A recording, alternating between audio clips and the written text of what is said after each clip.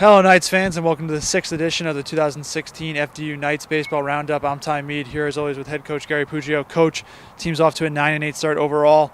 Opened up conference play last weekend against Mount St. Mary's. 3-1, you took the series. How important is it for you to get 3 victories right off the bat at home? Yeah, it's a good feeling to get out of the box with a winning record.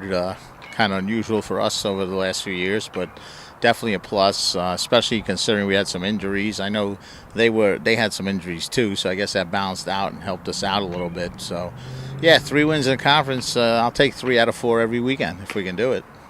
Let's look at the games individually.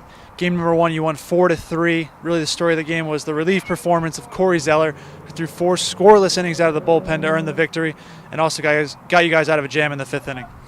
Yeah, that's the big key. Is I think I brought him in with bases loaded, nobody out, and we were up 4-3, and he got a strikeout right away, and then got a ground ball double play to get us out of the inning, and then just mowed him down the rest of the way till the 9th when we gave the ball to Brennan.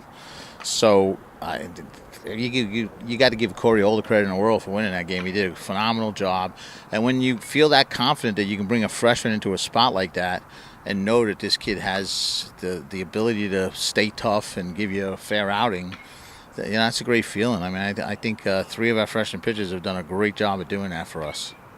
Another one of your freshman pitchers, he started game 2 on Friday. Chris Cashmere, he was dominant early on, hit a little bit of a rough patch in the 5th inning, but still pitched well enough to pick up his 2nd victory of the season. What'd you see out of him, and what'd you see your team scoring 9 runs in that game? Yeah, I told Chris that he brought their offense back to life, and after that 5th inning when he gave the 3-run homer, because I think it was 9-0 us until that happened, and Mount basically hit for the rest of the weekend. After that, they scored 13 runs the next game, something like that. So I told Chris, kind of gave Chris a little hard time about that, saying, hey, you woke him up for us. But you can't argue with his outing. I think he had gone something like 14 innings of no earned runs, no runs given up in his past 14 innings. When you got freshmen dealing like that, they're going to be good. They give you a great shot of winning now and a great look at a bright future for the years ahead. A little bit of a rough patch in game number 3 of the series, but then you bounce back in the 4th game of the series, and really the guy that you have pitching that game for that reason delivered big time in Logan Ferrati. 7 1/3 hitless innings, 9-inning complete game shutout, career high 11 strikeouts. How good was Logan on Saturday? Yeah, he was phenomenal. But just to go back to the 3rd game for a moment, one of the things that we have to learn, especially with young pitching, that game was not out of reach. They hit a grand slam homer to take a 6-4 lead, and we didn't get out of the inning at 6-4. It should have been 6-4. Bases were cleared. It was time to get out of the inning, and I think it was 8-4 before he got out of it. And then a couple of freshman pitchers came in behind him, and all of a sudden we walked 6 batters in a matter of 3 innings. And they tacked on extra runs, and then we score a few, and all of a sudden it's a 13-6 loss.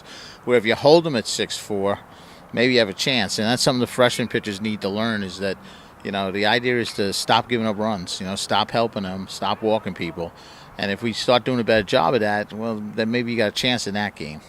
Going back to game 4, like you talked about, Logan was Logan. I mean, he's just as good as it gets, and I think he's thrown 27 innings this year, giving up 2 earned runs. He's just struck out like 27 and walked 6 or something ridiculous. I mean, he's money in the bank. He's our go-to guy, and he was phenomenal on Saturday. Offensively, as you mentioned, you have some injuries. Really guys that generally would be in the top or middle of your lineup. So you've put in some of your reserve players. They're playing more, getting more at-bats. Hasn't really affected the team too much as of yet. But does it change the way you coach a little bit? Are you looking to manufacture runs a little bit more with some of those power bats out? Yeah, I think it makes you be a little more aggressive on the bases, knowing that we can't sit there and wait for the 3-run home run that's not coming, without Brennan and Romano. Brennan and Romano were our 2 leading hitters when they both got hurt. So we lost the top 2 hitters of the lineup, basically. So that's a lot. And Shane, obviously, is a spark plug bat and leadoff. So they were not minor injuries. They're major injuries for us right now. So we were able to get through this weekend, win 3. I thought some of the guys who filled in, especially Jose De Leon, they did terrific things for us, had a real nice weekend.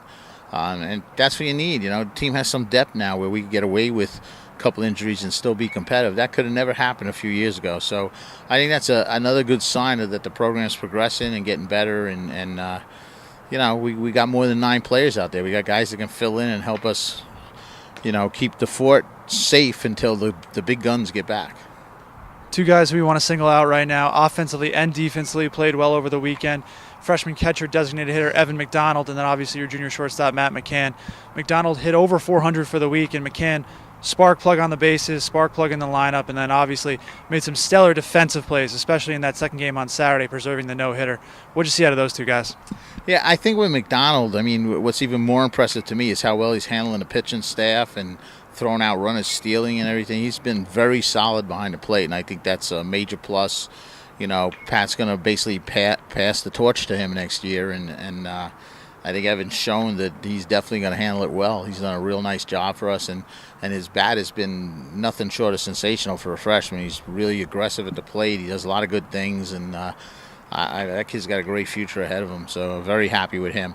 Matt McCann's, you know, I mean, in my mind, as Matt McCann goes, so go the Knights. I mean, he is the kid that runs the engine as far as I'm concerned, and it just, I mean, one of the things Sunday right away, Saturday, second game when Logan was pitching, I think it was the first play of the game, what looked like a base hit in the hole, and Matty backhanded and threw the kid out, and an inning later he made a play diving up the middle and threw the kid out. And you know, when he's playing shortstop the way he plays shortstop, when he's, you know, spark plugging and running the bases and creating havoc and doing all the things he does, that's a great sign for us.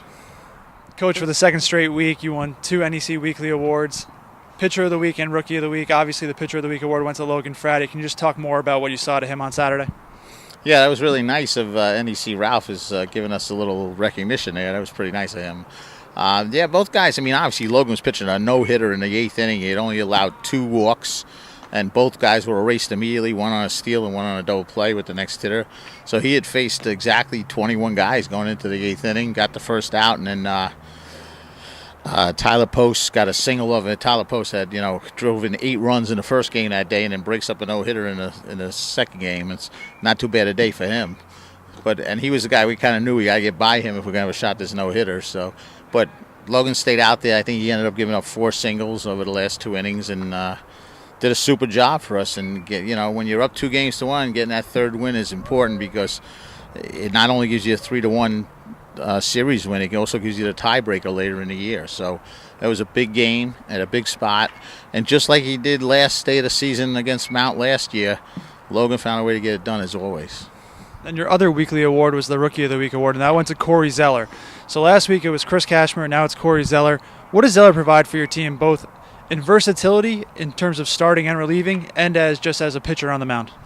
Well, I think Corey's future is as a starter. I mean, he's shown that he has tremendous ability on the mound, not just in his ability and his stuff, but just his toughness on the mound. He's just a kid that stays out there and just never lets the game affect him. You could see that his disposition is always the same. He's a fighter. I mean, it's just so obvious to me. And I think, if I remember right, Corey was 25-3 in high school, his career, and won a state championship. So those are pretty good credentials to come in, and he has shown nothing but terrific ability for us. And I think Corey and Chris are going to be mainstays here for the next 4 years. You're going to hear their names a lot. As we look ahead now, you're off from NEC play this weekend, but you do have 4 games. New York Tech, the Bears are coming in here for 2 games on Friday at the Namoli Family Baseball Complex, and then you're going to go to their site for 2 more games on Saturday. What can we expect out of that series?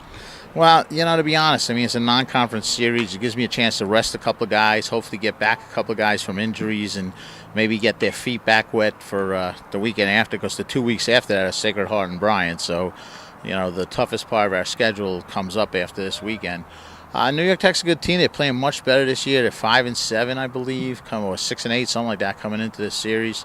It's not going to be easy. None of these games are easy at this level. So, you know, we expect a solid challenge and a tough weekend, and hopefully, you know, we'll at least split or better, and that's kind of our goal every weekend. I tell the guys the key is to split or do better, and as long as we keep doing that, at the end of the season, we're going to be looking up at a shot at continuing our season. All right, Coach, thank you very much for your time. Fans, you can check in with all the action on FDUKnights.com.